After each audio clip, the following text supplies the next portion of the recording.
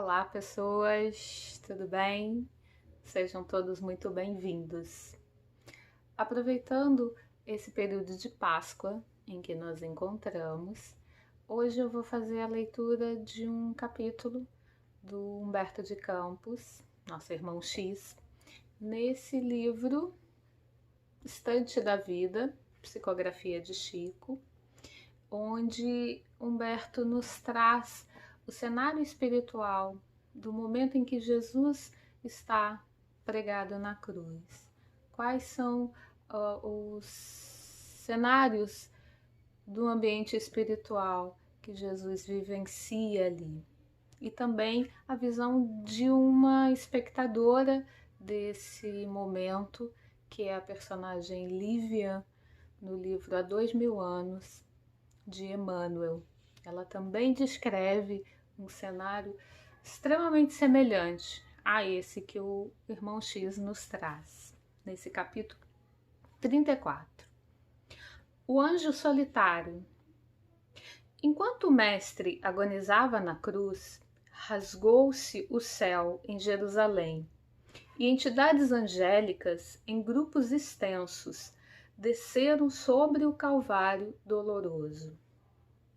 Na poeira escura do chão, a maldade e a ignorância expeliam trevas demasiadamente compactas para que alguém pudesse divisar as manifestações sublimes.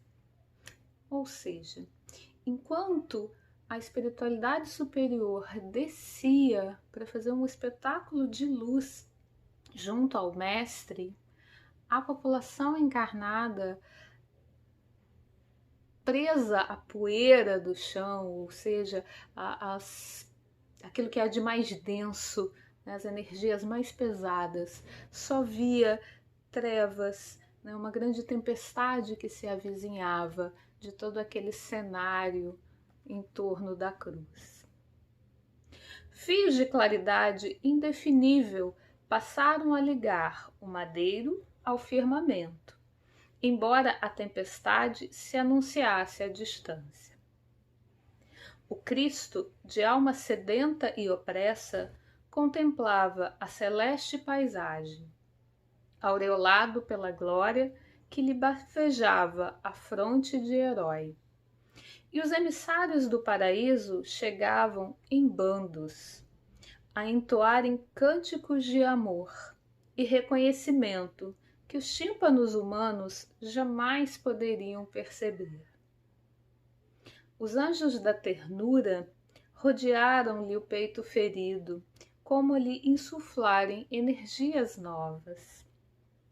Os portadores da consolação ungiram-lhe os pés sangrentos com suave bálsamo. Os embaixadores da harmonia, sobraçando instrumentos delicados, formaram coroa viva ao redor de sua atribulada cabeça, desferindo comovedoras melodias a se espalharem por bênçãos de perdão sobre a turba amotinada. Os emissários da beleza teceram guirlandas de rosas e lírios sutis, adornando a cruz ingrata. Os distribuidores da justiça, depois de lhe oscularem as mãos quase hirtas, iniciaram a catalogação dos culpados para chamá-los a esclarecimento e reajuste em tempo devido. Os doadores de carinho, em assembleia encantadora, postaram-se à frente dele e acariciavam-lhe os cabelos empastados de sangue. Os enviados da luz acenderam focos brilhantes nas chagas doloridas, fazendo-lhe olvidar o sofrimento. Um cenário belíssimo descrito pelo nosso irmão, né, de seres verdadeiramente angélicos, toda aquela pleiade de espíritos muito elevados que acompanhavam Jesus em todo o seu trabalho, desde antes mesmo de ele encarnar, né, dele vir nessa visita ao orbe, há 2000 anos atrás, ele tinha muitos espíritos junto dele. E nesse momento da cruz, eles vieram aos milhares junto do Mestre, reconhecendo o seu trabalho, reconhecendo toda a sua jornada heróica aqui na Terra. No livro Há 2000 anos, no capítulo 9, nós temos a Lívia, esposa do Públio Lentulus, que neste momento em que Jesus é preso, em que Jesus é levado a Pilatos, ela faz uma tentativa também heróica de ir até Pilatos e pedir a ele que libertasse Jesus, que não o crucificasse. E essa tentativa é em vão. Pilatos não dá ouvidos a ela, como não deu a ninguém, e ela volta muito entristecida para casa, ela que já havia se convertido sinceramente aos ensinos do Mestre. Com o coração apertado, ela se lembra que de um ponto da casa dela, na janela, ela conseguiria enxergar o Gólgota, lá onde estava Jesus. E ela chega nessa janela e visualiza ao longe as 3 cruzes, em que uma delas estava Jesus. E ela olha o cenário todo em volta de muita tristeza, de muita desolação, a terra árida em volta e uma grande tempestade se aproximando. Nesse momento ela entra em preces, se eleva em oração e aí ela, em desdobramento, começa a enxergar o cenário espiritual daquele momento. E ela então vê um grande facho de luz descendo do firmamento até o madeiro, milhares de seres iluminados rodeando o Mestre, num espetáculo de luz belíssimo, contrastando imensamente com todo o cenário de trevas, de escuridão, de destruição que estava ali no plano material. Nos faz pensar o quanto em momentos difíceis, quanto mais duros ou mais densas as trevas, a luz sempre se faz maior. Estamos atravessando tempos difíceis para nós aqui na Terra, com um novo vírus, com pandemia, um cenário de grandes incertezas e de tristezas verdadeiras acontecendo. Mas se nós elevarmos o nosso pensamento, como Lívia nesse momento, e como o irmão X também nos traz a mesma cena, nós conseguirmos nos ligarmos ao Mestre, certamente nós vamos conseguir enxergar com os olhos da alma, não com a mediunidade que nós não possuímos nesse ponto em que Lívia teve. Ela foi desdobrada até o Mestre Jesus e conversa com ele ali acerca dos últimos instantes do Mestre e do que iria acontecer em seguida na vida dela.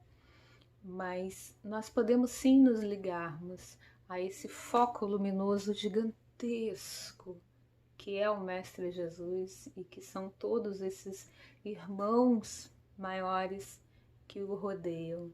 É uma questão de escolha que nós podemos fazer, né?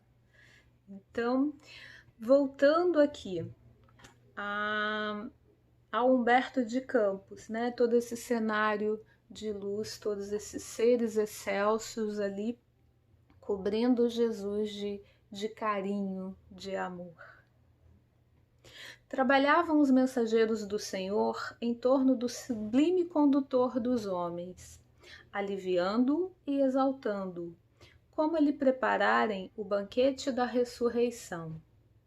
Quando um anjo, aureolado de intraduzível esplendor, apareceu solitário, descendo do império magnificente da altura. Não trazia seguidores, e em se abeirando do Senhor, beijou-lhe os pés, entre respeitoso e enternecido. Não se deteve na ociosa contemplação da tarefa que, naturalmente, cabia aos companheiros, mas procurou os olhos de Jesus, dentro de uma ansiedade que não se observara em nenhum dos outros.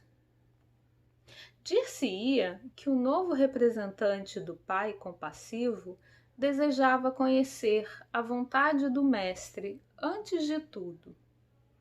E em êxtase elevou-se do solo em que pousara, aos braços do madeiro afrontoso.